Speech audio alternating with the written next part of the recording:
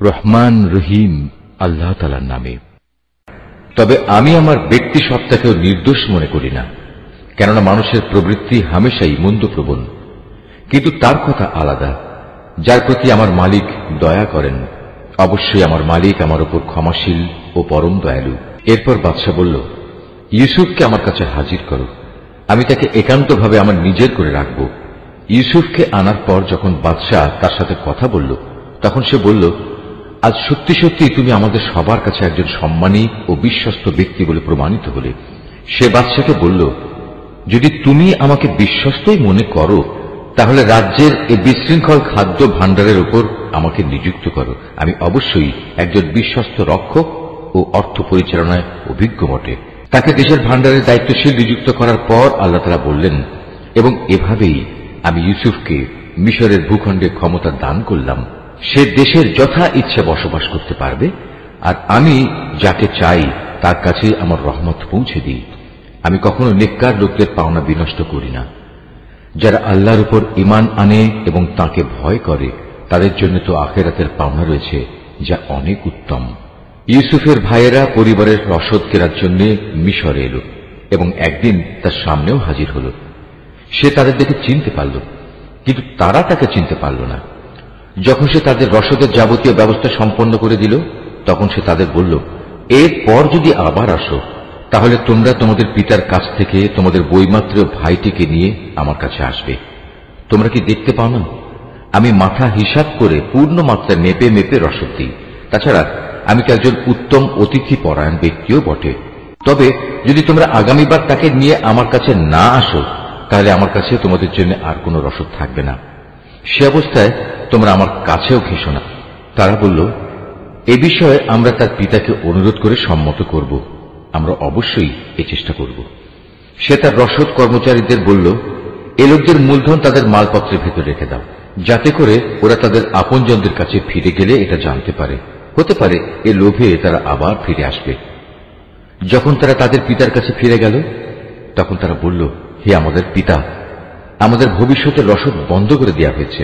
অতএব তুমি আমাদের ভাইকে আমাদের সাথে যেতে দাও, যাতে করে আমরা তার ভাগ সহ ওজন করে রসদ আনতে পারি। অবশ্যই আমরা তার হেফাজত করব। জবাবে সে বলল, আমি কি তার ব্যাপারে তোমাদের উপর সেভাবে ভরসা করব, যেভাবে ইতিপূর্বে তার ভাইয়ের ব্যাপারে আমি তোমাদের উপর ভরসা করেছিলাম? হ্যাঁ, আল্লাহ তাআলাই হচ্ছেন উত্তম রক্ষক এবং তিনি সর্বশ্রেষ্ঠ দয়ালু। অতঃপর তারা যখন মালপত্র খুলল, তখন তারা তাদের মূলধন যা দিয়ে রসদ খরিদ করেছিল দেখতে পেল, তা তাদের পুরোপুরি ফেরত দেওয়া হয়েছে। এটা দেখে তারা বলল, হে আমাদের পিতা, এর চাইতে বেশি মহানুভবতা আমরা আর কি চাইতে পারি? দেখো, আমাদের মূলধনও আমাদের ফেরত দেওয়া হয়েছে। এবার অনুমতি দাও, আমরা ভাইকে নিয়ে যাই এবং আমরা আমাদের পরিবারের জন্য রসদ নিয়ে আসি। আমরা আমাদের ভাইয়ের হেফাজত করব এবং ভাইয়ের কারণে আমরা অতিরিক্ত একটি উট বোঝাই করে রসদও আনতে পারব। এবার আমরা যা এনেছি এটা তো ছিল পরিমাণে নিতান্ত কম। সে বলল, আমি কখনোই তাকে তোমাদের সাথে পাঠাবো না, যতক্ষণ না তোমরা আল্লাহর নামে আমাকে অঙ্গীকার দেবে যে তোমরা অবশ্যই তাকে আমার কাছে ফিরিয়ে আনবে। তবে হ্যাঁ, কোথাও যদি তোমরা নিজেরাই সমস্যায় পরিবেষ্টিত হয়ে যাও, তাহলে তা হবে ভিন্ন কথা। অতঃপর যখন তারা তার কাছে তাদের অঙ্গীকার পেশ করল, তখন সে বলল, মনে রেখো, আমরা যা কিছু এখানে বললাম, আল্লাহ তাআলাই তার উপর চূড়ান্ত কর্মবিধায়ক হয়ে থাকবেন। সে বলল, হে আমার ছেলেরা, তোমরা মিশরে পৌঁছে কিন্তু এক দরজা দিয়ে নগরে প্রবেশ করো না, বরং ভিন্ন ভিন্ন দরজা দিয়ে প্রবেশ করবে। তাহলে তোমাদের দেখে কারো মনে হিংসা সৃষ্টি হবে না। মনে রাখবে, আল্লাহর ইচ্ছার বিরুদ্ধে আমি তোমাদের কোনো কাজেই আসব না। বিধান জারি করার কাজ শুধু আল্লাহ তাআলার জন্য নির্দিষ্ট। আমি সর্বদা তাঁরই উপর নির্ভর করি। প্রতিটি মানুষ যারা ভরসা করে, তাদের উচিত শুধু আল্লাহর উপরেই ভরসা করা। অতঃপর তারা মিশরে ঠিক সেভাবেই প্রবেশ করল, যেভাবে তাদের পিতা তাদের আদেশ করেছিল। মূলত আল্লাহ তাআলার ইচ্ছার সামনে এটা কোনোই কাজে আসেনি। তবে হ্যাঁ, এটা ছিল ইয়াকুবের মনের একটি ধারণা, যা সে পূর্ণ করে নিয়েছিল। অবশ্যই সে ছিল অত্যন্ত জ্ঞানী ব্যক্তি, কারণ তাকে আমি জ্ঞান শিক্ষা দিয়েছিলাম, যদিও অধিকাংশ মানুষ তা জানে না।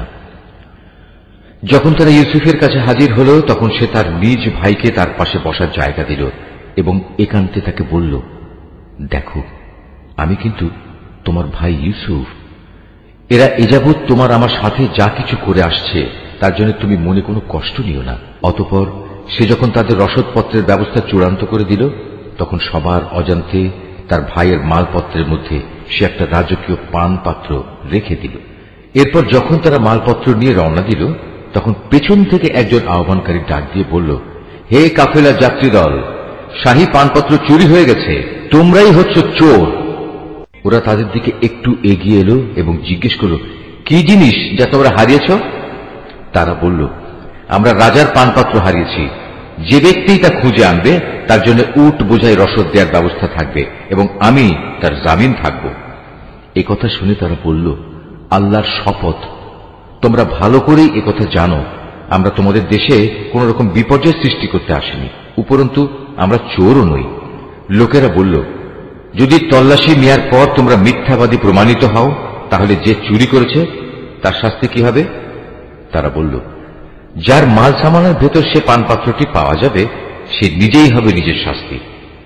আমরা তো আমাদের শরীয়তে জালেমদের এভাবেই শাস্তি দিয়ে থাকি। তারপর সে তার নিজ ভাইয়ের মালপত্রের তল্লাশির আগে ওদের মালপত্র দিয়ে তল্লাশি করতে শুরু করল। অতঃপর তার ভাইয়ের মালপত্রের ভেতর থেকে সে চুরি হয়ে যাওয়া রাজকীয় পানপাত্রটি বের করে আনল। এভাবেই ইউসুফের জন্য আমি তার ভাইকে কাছে রাখার একটা কৌশল শিক্ষা দিয়েছিলাম। নতুবা মিশরের রাজার আইন অনুযায়ী সে তার ভাইকে চাইলেই রেখে দিতে পারত না। হ্যাঁ, আল্লাহ তাআলা যদি চান তা ভিন্ন কথা। আমি যাকেই চাই তার মর্যাদা বাড়িয়ে দিই। প্রত্যেক জ্ঞানবান ব্যক্তির ওপরেই রয়েছেন অধিকতর জ্ঞানী সত্তা, যা বৃহত্তর জ্ঞানকেই পরিবেষ্টন করে আছে। যখন বস্তুটি পাওয়া গেল, তখন তারা বলল, যদি সে চুরি করেই থাকে তাহলে এতে আশ্চর্যান্বিত হওয়ার কিছু নেই। এর আগে তার ভাইও তো চুরি করেছিল। নিজের সম্পর্কে এত জঘন্য কথা শুনেও কিন্তু ইউসুফ প্রকৃত ব্যাপার নিজের মনে গোপন করেই রাখল। আসল ঘটনা যা তা কখনো তাদের কাছে প্রকাশ করল না। মনে মনে শুধু এটুকুই সে বলল, তোমাদের অবস্থা তো হচ্ছে আরো নিকৃষ্ট। তোমরা আমাদের সম্পর্কে যা বলছো সে ব্যাপারে আল্লাহ তাআলাই ভালো জানেন। তারা বলল, হে আজিজ, এ ব্যক্তি যাকে তুমি ধরে রেখেছ তার পিতা বেঁচে আছে, সে অতিশয় বৃদ্ধ, সুতরাং এর জায়গায় তুমি আমাদের একজনকে রেখে দাও। আমরা দেখতে পাচ্ছি আসলেই তুমি মহানুভব ব্যক্তিদের একজন। সে বলল, আল্লাহ তাআলা আমাকে ক্ষমা করুন, যার কাছে আমরা আমাদের হারানো মাল পেয়েছি তাকে বাদ দিয়ে অন্য কাউকে রেখে দেব কি করে? এমনটি করলে আমরা তো জালেমদের অন্তর্ভুক্ত হয়ে যাব। অতঃপর তারা যখন তার কাছ থেকে সম্পূর্ণ নিরাশ হয়ে পড়ল, তখন তারা একাকী বসে নিজেদের মধ্যে সলা পরামর্শ করতে লাগল।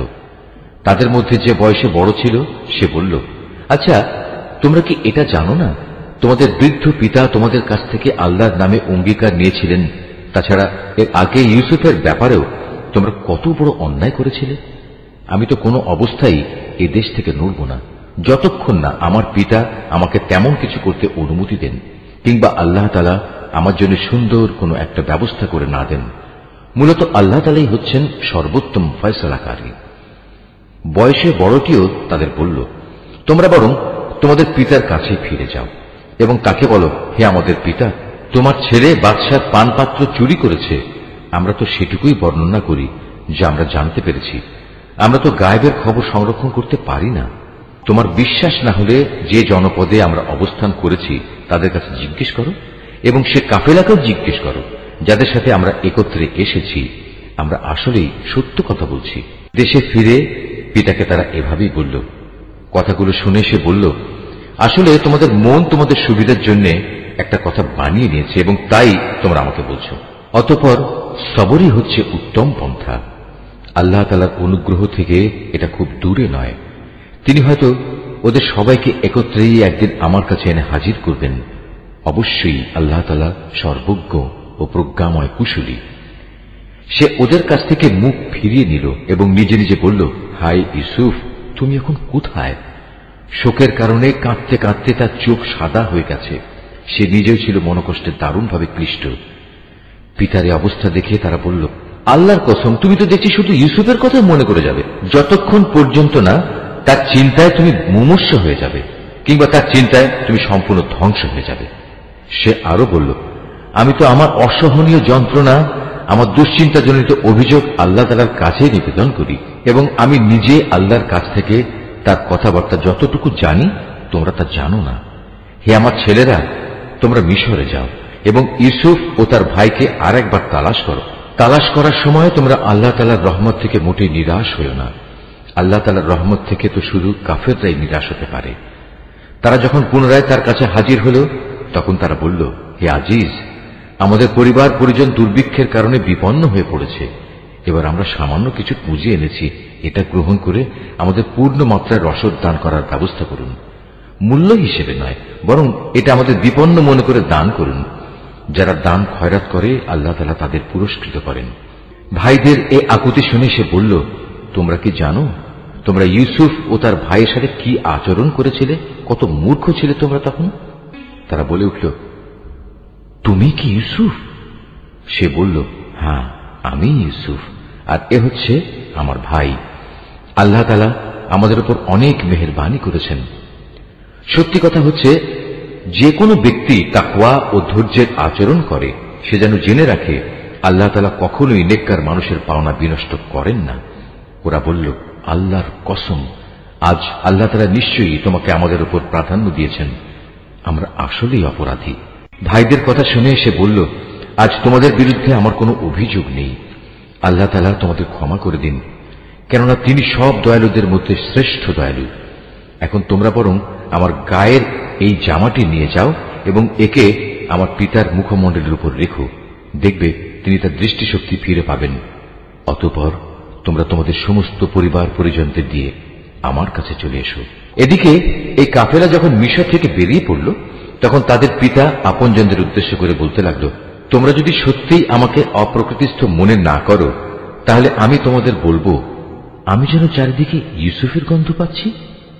ওখানে যারা হাজির ছিল তারা বলল, আল্লাহর কসম, তুমি তো এখনো তোমার সে পুরনো বিভ্রান্তিতে পড়ে রয়েছ। অতঃপর সত্যিই যখন ইউসুফের জীবিত থাকার খবর নিয়ে সুসংবাদ বাহক তার কাছে উপস্থিত হল এবং ইউসুফের কথানুযায়ী তার জামাটি তার মুখমণ্ডলে রাখল, তখন সাথে সাথেই সে দেখার শক্তি ফিরে পেল। উৎফুল্ল হয়ে এবার সে বলল, আমি কি তোমাদের কথা বলিনি? আমি আল্লাহর কাছ থেকে এমন কিছু জানি যা তোমরা জানো না। তারা বলল, হে আমাদের পিতা, আমরা অপরাধ করেছি, তুমি আল্লাহর কাছে আমাদের গুনাহ ক্ষমা প্রার্থনা করো, সত্যি আমরা বড় গুনাহগার। সে বলল, অচিরেই আমি তোমাদের গুনাহের মার্জনার জন্য আমার মালিকের কাছে দোয়া করব, অবশ্যই তিনি ক্ষমাশীল ও পরম দয়ালু। অতঃপর যখন তারা সবাই ইউসুফের কাছে মিশরে চলে এলো, তখন সে তার পিতামাতাকে সম্মানের সাথে নিজের পাশে স্থান দিল এবং তাদের স্বাগত জানিয়ে সে বলল, তোমরা সবাই এবার আল্লাহর ইচ্ছায় নিরাপদে মিশরে প্রবেশ করো। সেখানে যাওয়ার পর সে তার পিতামাতাকে সম্মানের উচ্চ আসনে বসালো এবং ওরা সবাই দরবারের নিয়ম অনুযায়ী তার প্রতি সম্মানের সাজদা করল। এ সময় ইউসুফের তার অতীত স্বপ্নের কথা মনে হয়ে গেল। সে বলল, হে আমার পিতা, এ হচ্ছে আমার ইতিপূর্বেকার সে স্বপ্নের ব্যাখ্যা। আজ আমার মালিক যা সত্যে পরিণত করেছেন, তিনি আমাকে জেল থেকে বের করে আমার উপর অনুগ্রহ করেছেন। তিনি তোমাদের মরুভূমির আরেক প্রান্ত থেকে রাজ দরবারে এনে তোমাদের উপর মেহেরবানি করেছেন। এমনকি শয়তান আমার এবং আমার ভাইদের মধ্যেকার সম্পর্ক খারাপ করার গভীর চক্রান্ত করার পরেও তিনি দয়া করেছেন। অবশ্যই আমার মালিক যা ইচ্ছা করেন তা অত্যন্ত নিপুণতার সাথে আঞ্জাম দেন। নিশ্চয়ই তিনি সর্বজ্ঞ ও প্রবল প্রজ্ঞাময়। হে আমার মালিক, তুমি আমাকে যেমনি রাষ্ট্র ক্ষমতা দান করেছ, তেমনি স্বপ্নের ব্যাখ্যা সহ দুনিয়ার আরো বহু বিষয় আশয় শিক্ষা দিয়েছ। হে আসমান সমূহ ও জমিনের স্রষ্টা, তুমি আমার একমাত্র অভিভাবক, দুনিয়াতেও এবং আখিরাতেও। একজন অনুগত বান্দা হিসেবে তুমি আমার মৃত্যু দিও এবং পরকালে আমাকে নেককার মানুষদের দলে শামিল করো। হে নবী, এই যে ইউসুফের কাহিনী যা আমি তোমাকে শোনালাম, তা হচ্ছে তোমার অদেখা ঘটনাসমূহের একটি। এটা আমি তোমাকে ওহির মাধ্যমেই জানিয়েছি। নতুবা তারা যখন ইউসুফের বিরুদ্ধে তাদের পরিকল্পনা চূড়ান্ত করছিল এবং তারা যখন তার বিরুদ্ধে যাবতীয় ষড়যন্ত্র চালিয়ে যাচ্ছিল, তখন তুমি তো সেখানে হাজির ছিলে না। এ সত্ত্বেও অধিকাংশ মানুষের অবস্থা হচ্ছে, যত দলিল প্রমাণই দেয়া হোক না কেন, তারা কখনো ঈমান আনার মতো নয়। অথচ তুমি তো তাদের কাছ থেকে এই দাওয়াত ও তাবলীগের জন্য কোনো পারিশ্রমিক দাবি করছো না। তাছাড়া এ কোরআন দুনিয়া জাহানের অধিবাসীদের জন্য একটি নসিহত বই তো নয়। এ আকাশমণ্ডলী ও জমিনে আল্লাহর কুদরতের কত বিপুল পরিমাণ নিদর্শন রয়েছে, যার উপর দিয়ে মানুষ প্রতিনিয়ত অতিবাহন করে, কিন্তু তারা তার প্রতি ক্ষমাহীন উদাসীন থাকে। তাদের অধিকাংশ মানুষই আল্লাহ তাআলার উপর ঈমান আনে না, তারা আল্লাহ তাআলার সাথে শিরক করতেই থাকে। তবে তারা কি এ বিষয়ে নির্ভর হয়ে গেছে যে হঠাৎ করে একদিন তাদের উপর আল্লাহ তাআলার সর্বগ্রাসী আযাবের শাস্তি কিংবা আকস্মিক কিয়ামত আপতিত হবে? অথচ তারা তা জানতেও পারবে না। হে নবী, এদের তুমি বলে দাও, এ হচ্ছে আমার পথ, আমি মানুষদের আল্লাহর দিকে আহ্বান করি। আমি ও আমার অনুসারীরা পূর্ণাঙ্গ সচেতনতার সাথেই এই পথে আহ্বান জানাই। আল্লাহ তাআলা মহান, পবিত্র, এবং আমি কখনো মুশরিকদের অন্তর্ভুক্ত নই। তোমার আগে বিভিন্ন জনপদে যত নবী আমি পাঠিয়েছিলাম তারা সবাই তোমার মতো মানুষই ছিল। আমি তাদের উপর ওহী নাজিল করতাম। এরা কি আমার জমিন পরিভ্রমণ করেনি? করলে অবশ্যই তারা দেখতে পেত এদের পূর্বেকার লোকদের কি ভয়াবহ পরিণাম হয়েছিল।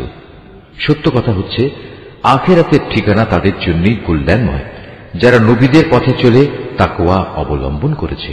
পূর্ববর্তী মানুষদের পরিণাম দেখেও কি তোমরা কিছু অনুধাবন করবে না? আগেও মানুষ নবীদের মিথ্যা সাব্যস্ত করত, এমনকি নবীরা কখনো কখনো নিরাশ হয়ে যেত। তারা মনে করত তারা বুঝি সাহায্যের প্রতিশ্রুতিতে মিথ্যাবাদী সাব্যস্ত হয়ে যাবে। তখন হঠাৎ করেই তাদের কাছে আমার সাহায্য এসে হাজির হল। তখন আমি যাকে চাইলাম তাকে শুধু আযাব থেকে নাজাত দিলাম, আর নাফরমান জাতির উপর থেকে আমার আযাব কেউই রোধ করতে পারে না। অবশ্যই অতীতের জাতিসমূহের কাহিনীতে জ্ঞানবান মানুষদের জন্য অনেক শিক্ষা রয়েছে। কোরআনের এসব কথা কোনো মন গড়া গল্প নয়, বরং এ হচ্ছে তারই স্পষ্ট সমর্থন যে আসমানি কিতাব তাদের কাছে আগে থেকেই মজুদ রয়েছে, বরং তাতে রয়েছে প্রতিটি বিষয়ের বিস্তারিত ও সঠিক ব্যাখ্যা। সর্বোপরি এতে রয়েছে ঈমানদার মানুষদের জন্য হিদায়াত ও রহমত। সূরা আর-রাদ, রহমান রহিম আল্লাহ তাআলার নামে। আলিফ লাম মিম রা, এগুলো হচ্ছে আল্লাহর কিতাবের আয়াত, এবং যা কিছু তোমার মালিকের পক্ষ থেকে তোমার উপর নাজিল করা হয়েছে তা সবই সত্য, যদিও অধিকাংশ মানুষই এর উপর ঈমান আনে না। তিনিই আল্লাহ তাআলা যিনি আসমান সমূহ কোন রকম স্তম্ভ ছাড়াই উঁচু করে রেখেছেন। অতঃপর তিনি আরশে সমাসীন হলেন, এবং তিনি সূরজ ও চাঁদকে একটি নিয়মের অধীন করে রেখেছেন। গ্রহ তারকা সব কিছুই একটি সুনির্দিষ্ট সময়সীমা পর্যন্ত আবর্তন করতে থাকবে। তিনি সব কাজের পরিকল্পনা ও নিয়ন্ত্রণ করেন। তিনি তার কুদরতের সব নিদর্শন তোমাদের কাছে খুলে খুলে বর্ণনা করেন, যাতে করে তোমরা কিয়ামতের দিন তোমাদের মালিকের সাথে দেখা করার বিষয়টি নিশ্চিতভাবে মেনে নিতে পারো। তিনি তোমাদের জন্য এই জমিন বিস্তৃত করে দিয়েছেন এবং তাতে পাহাড় ও নদী বসিয়ে দিয়েছেন। সেখানে আরো রয়েছে রং বেরঙের ফল ফুল, তাও বানিয়েছেন আবার জোড়ায় জোড়ায়। তিনি দিনকে রাতের পোশাক দ্বারা আচ্ছাদিত করেন। অবশ্যই এ সব কিছুর মাঝে তাদের জন্য প্রচুর নিদর্শন রয়েছে, যারা সৃষ্টি প্রক্রিয়া সম্পর্কে চিন্তা ভাবনা করে। জমিনে আবার রয়েছে বিভিন্ন অংশ, কোথাও রয়েছে আঙুরের বাগান, কোথাও শস্যক্ষেত্র, কোথাও আছে খেজুর, তাও কিছু হয়তো এক শির বিশিষ্ট, একটার সাথে আরেকটা জড়ানো, আবার কোনটি আছে একাধিক শির বিশিষ্ট। অথচ এর সব কয়টিকে একই পানি দেয়া হয়। তা সত্ত্বেও আমি স্বাদে গন্ধে এক ফলকে আরেক ফলের উপর প্রাধান্য দিয়ে থাকি। আসলে এ সব কিছুর মধ্যে সে সম্প্রদায়ের জন্য বহু নিদর্শন রয়েছে যারা বোধ শক্তি সম্পন্ন। হে নবী, যদি কোনো কথার উপর তোমার আশ্চর্যান্বিত হতে হয়, তাহলে আশ্চর্য হবার মতো বিষয় হচ্ছে তাদের সে কথা যখন তারা বলে, একবার মাটিতে পরিণত হবার পরও কি আমরা আবার নতুন জীবন লাভ করব? এরা হচ্ছে সেসব লোক যারা তাদের মালিককে অস্বীকার করে। এরা হচ্ছে সেসব লোক যাদের গলদেশে কিয়ামতের দিন লৌহ শৃঙ্খল থাকবে। এরাই হচ্ছে জাহান্নামের অধিবাসী, সেখানে তারা চিরকাল অবস্থান করবে। এরা তোমার কাছে হেদায়েতের কল্যাণের আগে আযাবের অকল্যাণই ত্বরান্বিত করতে চায়, অথচ এদের আগে আযাব নাজিলের বহু দৃষ্টান্ত গত হয়ে গেছে। এতে সন্দেহ নাই তোমার মালিক মানুষের উপর তাদের বহুবিধ জুলুম সত্ত্বেও তাদের প্রতি ক্ষমাশীল, কিন্তু তোমার মালিক শাস্তি দানের বেলায়ও কঠোর।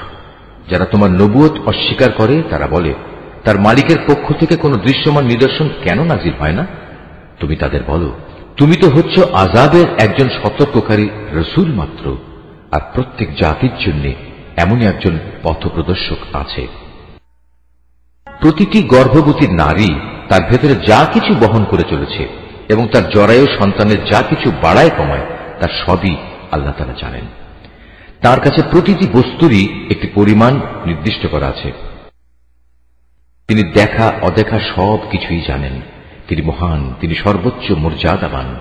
তোমাদের মাঝে কোনো লোক আস্তে কথা বলুক কিংবা জোরে বলুক, কেউ রাতের অন্ধকারে আত্মগোপন করে থাকুক কিংবা দিনে আলোর মাঝে বিচরণ করুক, এগুলো সবই তার কাছে সমান। মানুষ যে অবস্থায় থাক না কেন, তার জন্য আগে পেছনে একের পর এক আসা ফেরেশতার দল নিয়োজিত থাকে।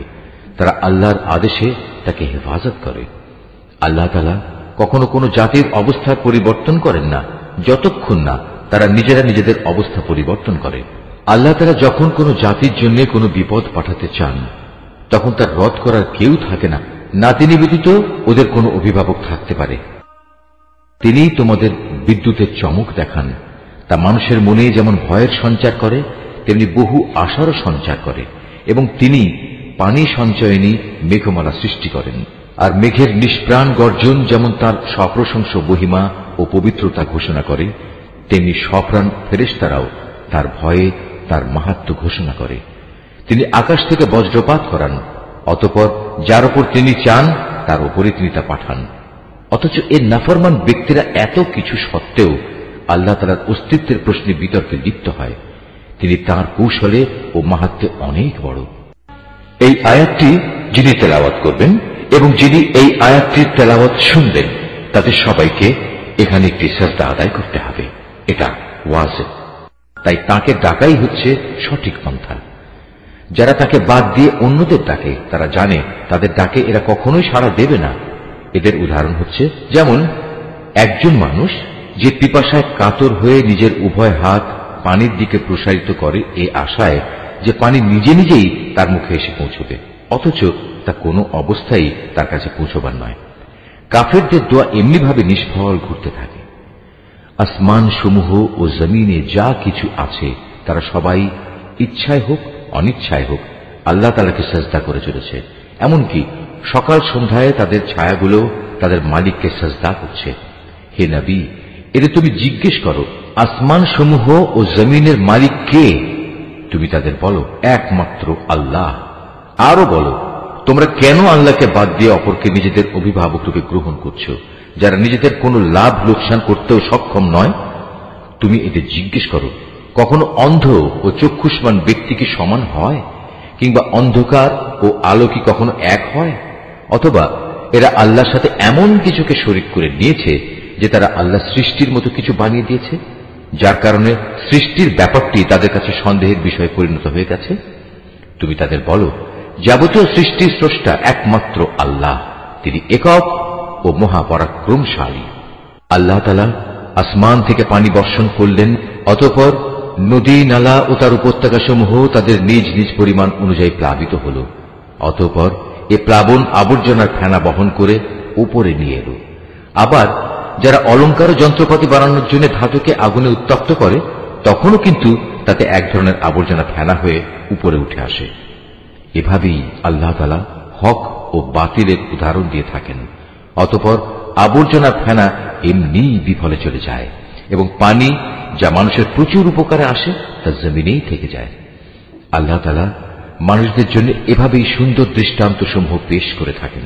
যারা তাদের মালিকের এ আহ্বানে সাড়া দেয় তাদের জন্য মহাকল্যাণ রয়েছে, আর যারা তাঁর ডাকে সাড়া দেয় না, কিয়ামতের দিন তাদের অবস্থা হবে, তাদের পৃথিবীতে যা কিছু সম্পদ আছে তা সমস্ত যদি তাদের নিজেদের অধিকারে থাকত, তার সাথে যদি থাকত আরো সমপরিমাণ ধন সম্পদ, তা হলেও আযাব থেকে বাঁচার জন্য তারা তার নির্দ্বিধায় মুক্তিপণ হিসেবে আদায় করে দিত। এরাই হবে সেসব হতভাগ্য মানুষ যাদের হিসাব হবে খুব কঠিন।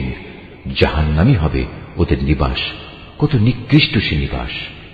যে ব্যক্তি জানে যে তোমার মালিকের পক্ষ থেকে যা কিছু তোমার উপর নাজিল করা হয়েছে তা একান্তই সত্য, সে কি করে এমন ব্যক্তির মতো হবে যে এসব কিছু দেখেও অন্ধ হয়ে থাকে?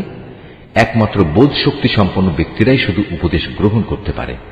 এরা সেসব লোক যারা আল্লাহর সাথে আনুগত্যের চুক্তি মেনে চলে এবং কখনো প্রতিশ্রুতি ভঙ্গ করে না, এবং আল্লাহ তাআলা যেসব মানবীয় সম্পর্ক অক্ষুণ্ণ রাখতে আদেশ করেছেন যারা তা অক্ষুণ্ণ রেখে চলে, যারা নিজেদের মালিককে ভয় করে, আরো যারা ভয় করে কিয়ামতের কঠোর হিসাবকে, যারা তাদের মালিকের সন্তুষ্টি লাভের জন্য বিপদ মুসিবতে ধৈর্য ধারণ করে, যথারীতি নামাজ কায়েম করে, আমি তাদের যে রিজিক দিয়েছি তা থেকে তারা আমারই পথে খরচ করে, গোপনে কিংবা প্রকাশ্যে।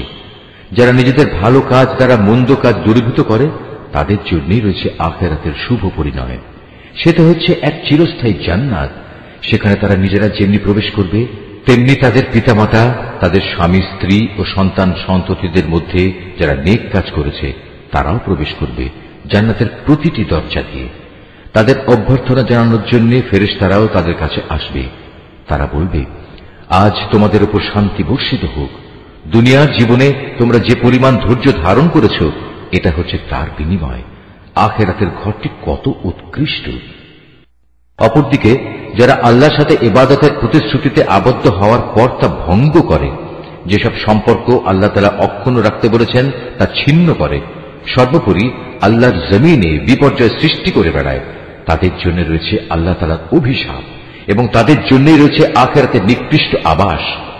আল্লাহ তাআলা যার জীবনোপকরণে প্রশস্ততা দিতে চান তাই করেন, আবার যাকে তিনি চান তার রিজিক সংকীর্ণ করে দেন। আর এরা এ বৈষয়িক জীবনের ধন সম্পদের ব্যাপারেই বেশি উল্লসিত হয়, অথচ আখিরাতের তুলনায় এ পার্থিব জীবন ক্ষণস্থায়ী উপভোগ ছাড়া আর কিছু নয়। হে নবী, যারা তোমার নবুয়ত অস্বীকার করে তারা বলে, তার মালিকের কাছ থেকে তার উপর কোন অলৌকিক নিদর্শন পাঠানো হল না কেন? তুমি এদের বলো, আল্লাহ তাআলা যাকে ইচ্ছা তাকে বিভ্রান্ত করেন এবং তার কাছে পৌঁছার পথ তিনি তাকেই দেখান যে নিষ্ঠার সাথে তার অভিমুখী হয়।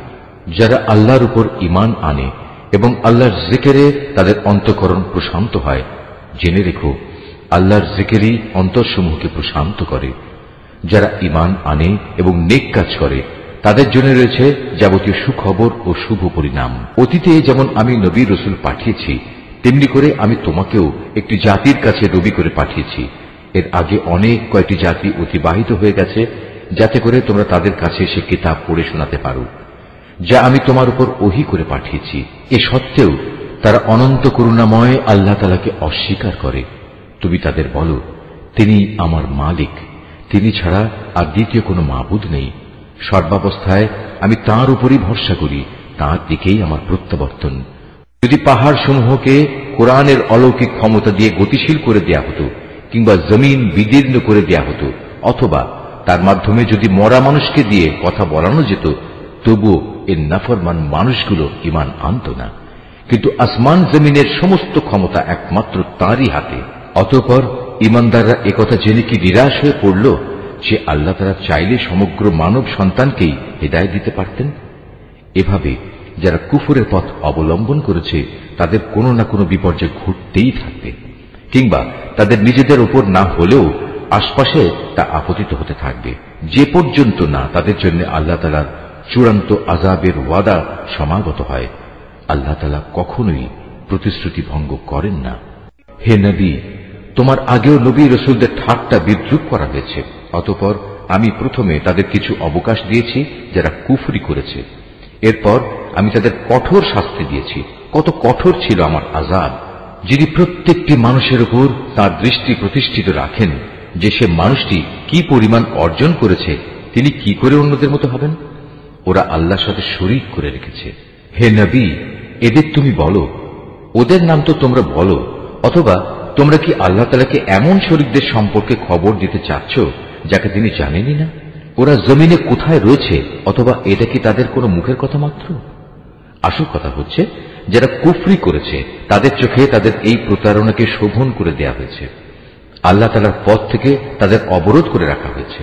আল্লাহ তাআলা যাকে গোমরা করেন তার জন্য পথের দিশা দেখানোর আসলেই কেউ নেই। এদের জন্য দুনিয়ার জীবনেও অনেক শাস্তি আছে, তবে আখিরাতে যে আযাব রয়েছে তা বেশি কঠোর। মূলত আল্লাহর ক্রোধ থেকে তাদের বাঁচাবার মতো কেউ নেই। পরেশগার লোকদের সাথে যে জান্নাতের ওয়াদা করা হয়েছে তার উদাহরণ হচ্ছে যেমন একটি বাগান, তার নিচ দিয়ে ঝর্ণাধারা প্রবাহিত হচ্ছে, তার ফল ফলারি হচ্ছে চিরস্থায়ী এবং সে বাগানের গাছসমূহের ছায়া রয়েছে। এ সবই হচ্ছে তাদের পরিণাম যারা দুনিয়ায় তাকওয়ার জীবন অতিবাহিত করেছে। কাফেরদের পরিণাম হচ্ছে জাহান্নামের আগুন। হে নবী, যাদের আমি ইতিপূর্বে কিতাব দান করেছিলাম তারা তোমার উপর যা কিছু নাজিল করা হয়েছে তাতে বেশি আনন্দ অনুভব করে। এই দলে কিছু লোক এমনও আছে যারা এর কিছু অংশ অস্বীকার করে। তুমি এদের বলো, আমাকে তো আল্লাহর ইবাদত করার আদেশ দেওয়া হয়েছে, আমি তো আরো আদিষ্ট হয়েছি যেন আমি তার সাথে কোন রকম শরীক না করি। আমি তোমাদের সবাইকে তার দিকেই আহ্বান করছি, তার দিকেই আমার প্রত্যাবর্তন। হে নবী, আমি এভাবেই এ বিধান তোমার উপর আরবি ভাষায় নাজিল করেছি যেন তুমি সহজেই বুঝতে পারো। তোমার কাছে আল্লাহর পক্ষ থেকে যে জ্ঞান এসেছে তা সত্ত্বেও যদি তুমি তাদের খেয়াল খুশির অনুসরণ করো তাহলে আল্লাহর সামনে তোমার কোনোই সাহায্যকারী থাকবে না, না থাকবে তোমাকে বাঁচাবার মতো কেউ। হে নবী, তোমার আগেও আমি অনেক রসুল পাঠিয়েছি এবং তাদের জন্য আমি স্ত্রী এবং সন্তান সন্ততিও বানিয়েছিলাম। কোন রসুলের কাজ এটা নয় যে আল্লাহর অনুমতি ছাড়া একটি আয়াত সে পেশ করবে। মূলত প্রতিটি যুগের জন্যই ছিল এক একটি কিতাব, আর সেসব কিছুর মাঝ থেকে আল্লাহ তাআলা যা কিছু চান তা বাতিল করে দেন এবং যা কিছু ইচ্ছা করেন তা পরবর্তী যুগের জন্য বহাল রেখে দেন। মূল গ্রন্থ তো তার কাছেই মজুদ থাকে। হে নবী, যে আযাবের ওয়াদা আমি এদের সাথে করি তার কিছু অংশ যদি তোমার জীবদ্দশায় আমি তোমাকে দেখিয়ে দিই কিংবা তার আগেই যদি আমি তোমাকে মৃত্যু দিই তাহলে তোমার উদ্বিগ্ন হওয়ার কিছু নেই, কেননা তোমার কাজ তো হচ্ছে আমার কথাগুলো পৌঁছে দেয়া, আর আমার কাজ হচ্ছে অমান্যকারীদের কাছ থেকে তার যথাযথ হিসাব বুঝে নেয়া। এরা কি দেখতে পায় না যে আমি তাদের জমিন চার দিক থেকে আস্তে আস্তে সংকুচিত করে আনছি? আল্লাহ তাআলা যা চান সে আদেশ জারি করেন, তার সে আদেশ উল্টে দেওয়ার কেউই নেই। তিনি হিসাব গ্রহণে খুবই তৎপর। যারা এদের আগে অতিবাহিত হয়ে গেছে তারা বড় বড় ধোঁকা প্রতারণার আশ্রয় নিয়েছিল, কিন্তু যাবতীয় কলা কৌশল তো আল্লাহ তাআলার জন্যই, কেননা তিনিই জানেন প্রতিটি ব্যক্তি কখন কি অর্জন করে। অচিরেই কাফেরা জানতে পারবে আখিরাতে সুখ নিবাস কাদের জন্য তৈরি করে রাখা হবে। নবী, যারা আল্লাহ তাআলাকে অস্বীকার করে তারা বলে, তুমি নবী নও, তুমি ওদের বলে দাও আমার এবং তোমাদের মাঝে আমার নবুয়তের সাক্ষ্যের ব্যাপারে আল্লাহর সাক্ষ্যই যথেষ্ট। উপরন্তু যার কাছে পূর্ববর্তী কিতাবের জ্ঞান আছে সেও এ ব্যাপারে সচেতন। সূরা ইব্রাহিম। রহমান রহিম আল্লাহ তাআলার নামে। আলিফ লাম রা। এ কোরআন এমন এক গ্রন্থ যা আমি তোমার উপর নাজিল করেছি যাতে করে তুমি এর দ্বারা মানুষদের তাদের মালিকের আদেশক্রমে জাহেলিয়াতের অন্ধকার থেকে ঈমানের আলোতে বের করে আনতে পারো, তার পথে যিনি মহাপরাক্রমশালী ও যাবতীয় প্রশংসা পাবার যোগ্য। সে আল্লাহর পথে যার জন্য আকাশমণ্ডলী ও জমিনে যা কিছু আছে সব কিছু নিবেদিত। যারা এ সত্ত্বেও আল্লাহকে অস্বীকার করে তাদের জন্য কঠিন শাস্তি রয়েছে। এ শাস্তি তাদের জন্য যারা পার্থিব জীবনকে পরকালীন জীবনের উপর প্রাধান্য দেয়, মানুষদের আল্লাহর সহজ সরল পথ থেকে দূরে সরিয়ে রাখতে চায়। সর্বোপরি এ পথটাকে নিজেদের খেয়াল খুশি মতো বাঁকা করতে চায়। এরাই হচ্ছে সেসব লোক যারা মারাত্মক গুমরাহিতে নিমজ্জিত রয়েছে। আমি কোন নবী এমন পাঠাইনি যে নবী তার জাতির মাতৃভাষায় আমার বাণী তাদের কাছে পৌঁছায়নি, যাতে করে সে তাদের কাছে আমার আয়াত পরিষ্কার করে বুঝিয়ে বলতে পারে। অতঃপর আল্লাহ তাআলা যাকে চান তাকে গোমরা করেন, আবার যাকে তিনি চান তাকে সঠিক পথে পরিচালিত করেন। তিনি মহাপরাক্রমশালী ও মহাকুশলী।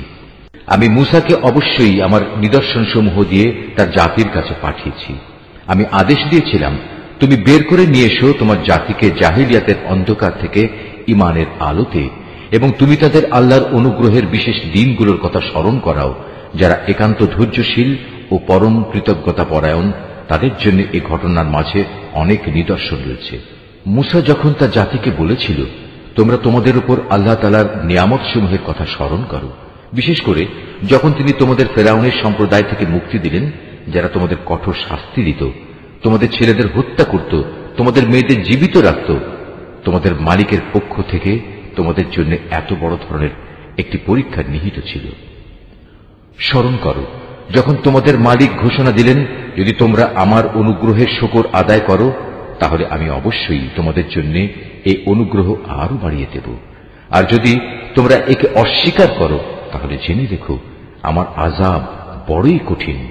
মূসা তার জাতিকে আরো বলেছিল, তোমরা এবং পৃথিবীর অন্য সব মানুষ একত্রেও যদি আল্লাহর নিয়ামত অস্বীকার করো তাতে আল্লাহর কিছুই ক্ষতি হবে না, কেননা আল্লাহ তাআলা হচ্ছেন যাবতীয় অভাব অভিযোগ থেকে মুক্ত, প্রশংসার দাবিদার। তোমাদের কাছে কি তোমাদের আগেকার লোকদের সংবাদ এসে পৌঁছয়নি? নূহের, আদ, সামুদ সম্প্রদায়ের ও তাদের পরবর্তী জাতিসমূহের, যাদের বিবরণ আল্লাহ তাআলা ছাড়া আর কেউই জানে না। সবার কাছেই তাদের নবীরা আমার আয়াতসমূহ নিয়ে এসেছিল। অতঃপর তারা তাদের নিজেদের হাত তাদের মুখে রেখে কথা বলতে তাদের বাধা দিত এবং বলত, যা কিছু পয়গাম নিয়ে তুমি আমাদের কাছে প্রেরিত হয়েছ তা আমরা স্পষ্টত অস্বীকার করি। তাছাড়া যে দিনের দিকে তুমি আমাদের ডাকছ সে বিষয়েও আমরা সন্দেহে নিমজ্জিত আছি। তাদের রসুলরা তাদের বলল, তোমাদের কি আল্লাহ তাআলা সম্পর্কে কোনো সন্দেহ রয়েছে, যিনি আসমান সমূহ ও জমিনের সৃষ্টিকর্তা? তিনি তোমাদের তার নিজের দিকে ডাকছেন যেন তিনি তোমাদের গুনাহসমূহ মাফ করে দিতে পারেন এবং একটি নির্দিষ্ট সময় পর্যন্ত তোমাদের অবকাশ দিয়ে সংশোধনের সুযোগ দিতে পারেন। এ কথার পর তারা বলল, তোমরা তো হচ্ছে আমাদের মতোই কতিপয় মানুষ। আমাদের বাপ দাদারা যাদের ইবাদত করত তোমরা কি তা থেকে আমাদের বিরত রাখতে চাও? তাহলে তোমাদের দাবির পক্ষে আমাদের কাছে কোনো সুস্পষ্ট দলিল প্রমাণ নিয়ে এসো। নবীরা তাদের বলল, এটা ঠিক, আমরা তোমাদের মতো কতিপয় মানুষ ছাড়ার অন্য কিছু নই, কিন্তু আল্লাহ তাআলা তাঁর বান্দাদের মধ্যে থেকে যাকে চান নবুয়তের দায়িত্ব দিয়ে তার উপর তিনি অনুগ্রহ করেন।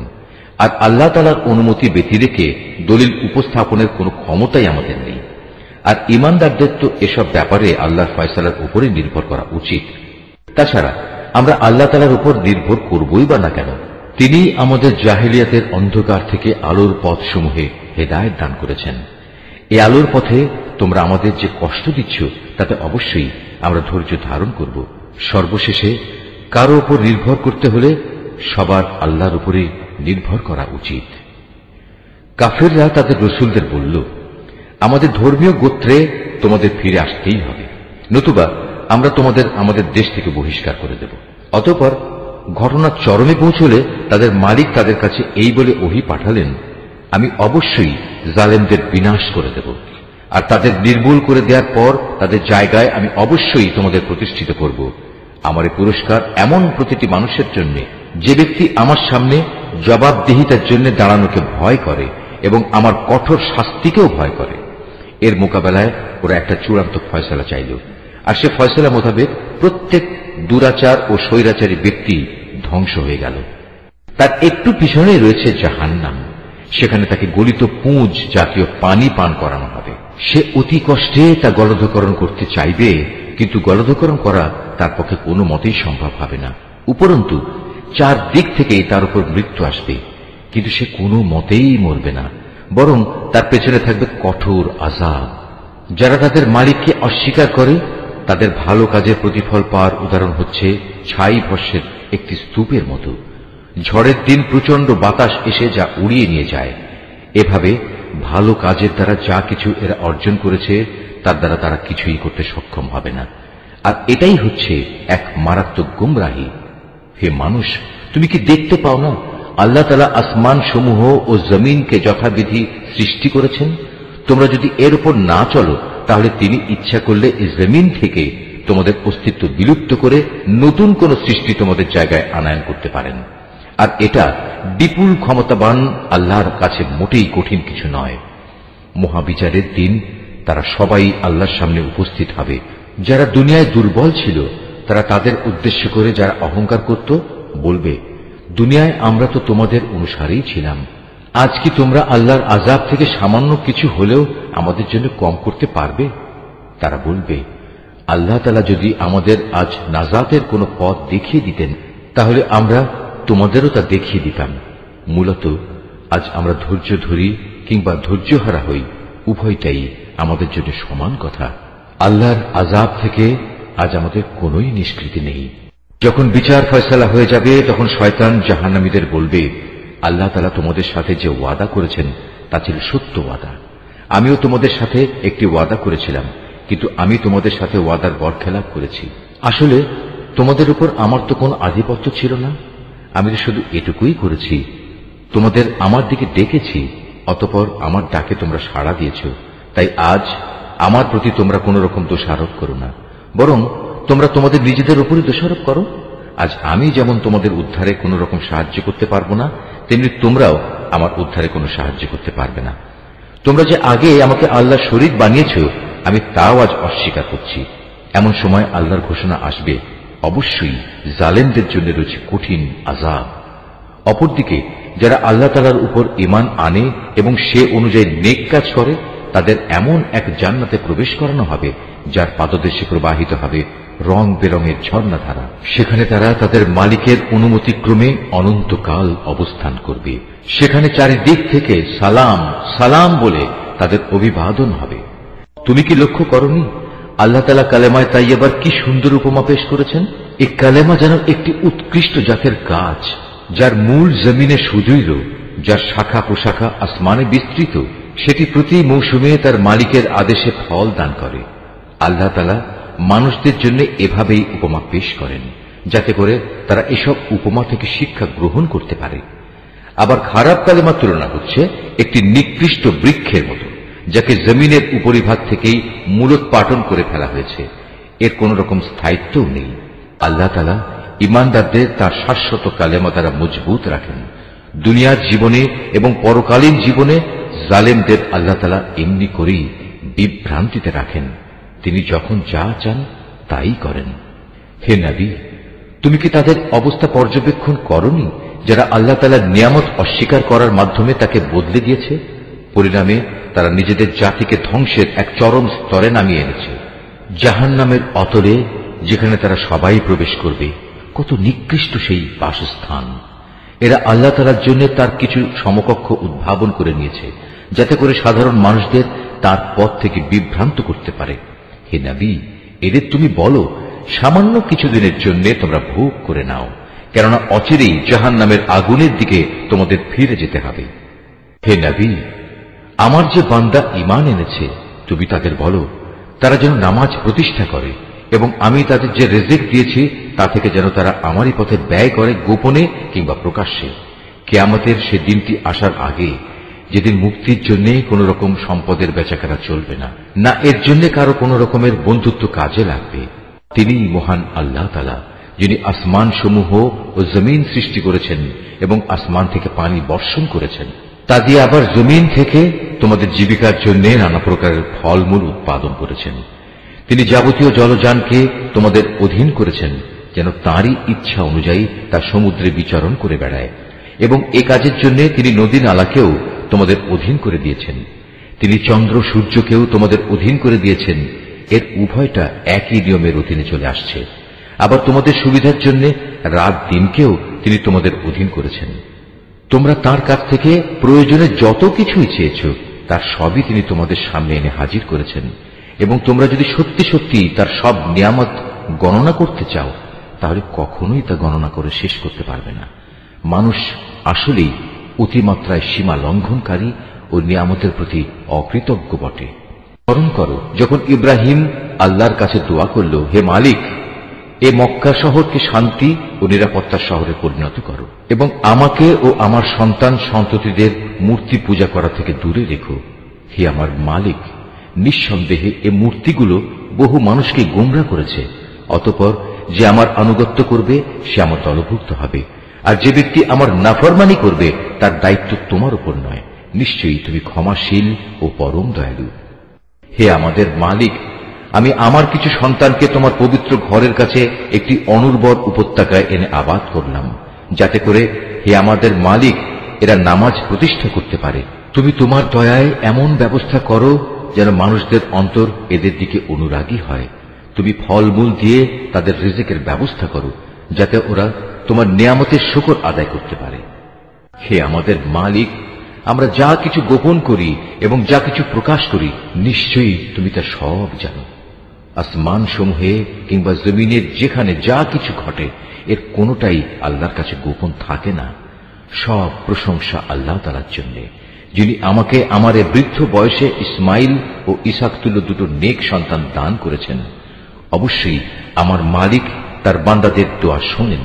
হে আমার মালিক, তুমি আমাকে নামাজ প্রতিষ্ঠাকারী বানাও, আমার সন্তানদের মাঝ থেকেও নামাজি বান্দা বানাও। হে আমাদের মালিক, আমার দোয়া তুমি কবুল করো। হে আমাদের মালিক, যেদিন চূড়ান্ত হিসাব কিতাব হবে সেদিন তুমি আমাকে, আমার পিতা মাতাকে এবং সকল ঈমানদার মানুষদের তোমার অনুগ্রহ দ্বারা ক্ষমা করে দিও। হে নবী, তুমি কখনো মনে করো না এ জালেমরা যা কিছু করে যাচ্ছে তা থেকে আল্লাহ তাআলা গাফিল রয়েছেন। আসলে তিনি তাদের সেদিন আসা পর্যন্ত অবকাশ দিয়ে রাখছেন যেদিন তাদের চক্ষু স্থির হয়ে যাবে। তারা আকাশের দিকে চেয়ে ভীত সন্ত্রস্ত অবস্থায় দৌড়তে থাকবে। তাদের নিজেদের প্রতি নিজেদের কোনো দৃষ্টি থাকবে না, ভয়ে তাদের অন্তর বিকল হয়ে যাবে। হে নবী, তুমি মানুষদের একটি ভয়াবহ দিনের আযাব আসা থেকে সাবধান করে দাও। এমন দিন সত্যি যখন এসে হাজির হবে, তখন এ জালিম লোকেরা বলবে, হে আমাদের মালিক, আমাদের তুমি কিছুটা সময়ের জন্য অবকাশ দাও, এবার আমরা তোমার ডাকে সাড়া দেব এবং আমরা তোমার রসুলদের অনুসরণ করব। জবাবে বলা হবে, তোমরা কি সেসব লোক যারা ইতিপূর্বে শপথ করে নিজেদের মধ্যে বলাবলি করতে তোমাদের এই জীবনের কোনোই ক্ষয় নেই, অথচ তোমরা তাদের পরিত্যক্ত বাসভূমিতেই বাস করতে, যারা তোমাদের আগে নিজেদের উপর নিজেরা জুলুম করেছিল, এবং এ কারণে আমি তাদের প্রতি কি এ ধরনের আচরণ করেছিলাম তাও তোমাদের কাছে সুস্পষ্ট ছিল।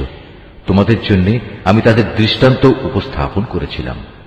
সোজা পথে এরা বিভিন্ন চক্রান্তের পন্থা অবলম্বন করেছে। আল্লাহর কাছে তাদের সেসব চক্রান্ত লিপিবদ্ধ আছে, যদিও তাদের সে চক্রান্ত দেখে মনে হচ্ছিল তা বুঝি পাহাড় টলিয়ে দিতে পারবে। হে নবী, তুমি কখনো আল্লাহ তাআলাকে তার নবীদের দেয়া প্রতিশ্রুতি ভঙ্গকারী মনে করো না। অবশ্যই আল্লাহ তাআলা মহাপরাক্রমশালী ও প্রতিশোধ গ্রহণকারী। প্রতিশোধ হবে সেদিন যেদিন এ পৃথিবী ভিন্ন আরেক পৃথিবী দ্বারা পরিবর্তিত হয়ে যাবে। একইভাবে আসমানসমূহ ভিন্ন আসমানসমূহ দ্বারা বদলে যাবে এবং মানুষরা সব হিসাবের জন্য এক মহা ক্ষমতাধর মালিকের সামনে গিয়ে হাজির হবে। সেদিন তুমি অপরাধীদের সবাইকে শৃঙ্খলিত অবস্থায় দেখতে পাবে। ওদের পোশাক হবে আলকাত্রার মতো বিভৎস, তাদের মুখমণ্ডল আগুন আচ্ছাদিত করে রাখবে। এটা এই কারণে আল্লাহ তাআলা প্রতিটি অপরাধী ব্যক্তিকেই তার কর্মের প্রতিফল দেবেন। অবশ্যই আল্লাহ তাআলা হিসাব গ্রহণে অত্যন্ত তৎপর। এ কোরআন হচ্ছে মানুষের জন্য এক মহা পয়গাম, যাতে করে এ গ্রন্থ দিয়ে পরকালীন আযাবের ব্যাপারে তাদের সতর্ক করে দেয়া যায়। তারা যেন এর মাধ্যমে এও জানতে পারে তিনি একমাত্র মাবুদ। সর্বোপরি বোধশক্তি সম্পন্ন ব্যক্তিরা যাতে করে এর দ্বারা উপদেশ গ্রহণ করতে পারে। সূরা আল হিজর, রহমান রহিম আল্লাহ তাআলার নামে। আলিফ লাম র, এগুলো হচ্ছে সেই মহান গ্রন্থ ও সুস্পষ্ট কোরআনের আয়াত। নিশ্চয়ই আল্লাহ যা বলেছেন সত্য বলেছেন।